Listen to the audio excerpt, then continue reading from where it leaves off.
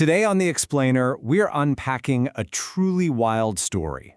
It's about how some unusual flying objects on a WNBA court might be connected to a massive, and I mean massive, ratings boom. We're going to get into the bizarre theory that tries to tie it all together. So here's the central mystery we're looking at today. How on earth could a bizarre object being thrown onto a basketball court be linked to a 21% jump in viewership? The answer, at least according to the source we're looking at, is way stranger than you might think. Okay, so first things first. What is actually happening on the court? Well, there's this really strange trend that's been interrupting games, and it's gotten to the point where players are literally begging for it to stop. And look, this isn't just some internet rumor. This is a direct quote from WNBA player Sophie Cunningham. She actually pleaded with fans saying, "Stop throwing dildos on the court. You're going to hurt one of us." And then when it happened again, she commented that her post did not age well. As you can imagine, with this happening over and over, it started getting a lot of attention.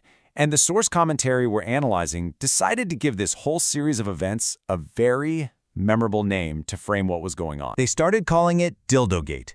But here's where it gets really weird. And this is the detail that the source latched onto. The objects being thrown are almost always lime green. Now, that kind of consistency suggests this might not be just a bunch of random incidents. All right, so just keep that strange picture in your head for a second. Because while all that is going on, we have to talk about the other half of this puzzle.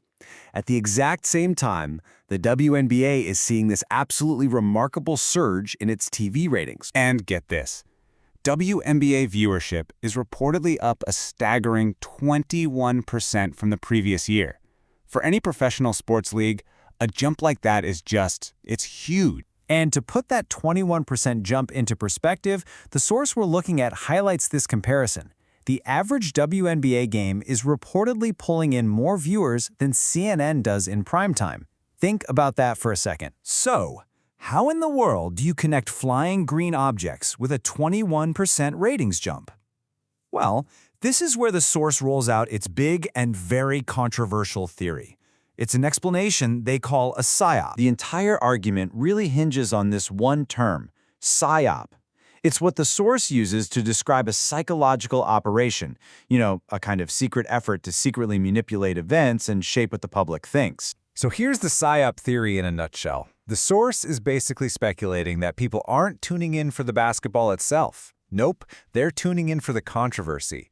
They're watching to see if another lime green object is going to fly onto the court. It's about the spectacle, not the sport. Now, I know what you're probably thinking. What about Caitlin Clark? The Caitlin Clark effect is real, right? Well, the source is quick to shoot that down.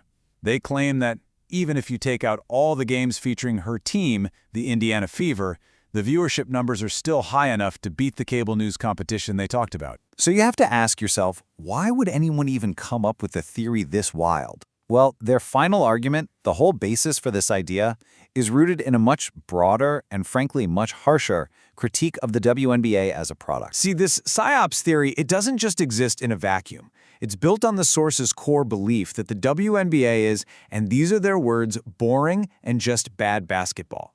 They make the claim that there are more dildos than dunks and even joke that a dinner show like Medieval Times is better entertainment. So you see, this context is absolutely crucial. Their whole theory comes from a place of believing the league needs a controversy like this to get popular. And that really leaves us with the central provocative question that this source is posing. Is the WNBA's ratings boom a sign of genuine growth and interest in the sport, or does it just prove that in our media world today, the spectacle of controversy will always draw a bigger crowd than the game itself? Thanks for joining The Explainer.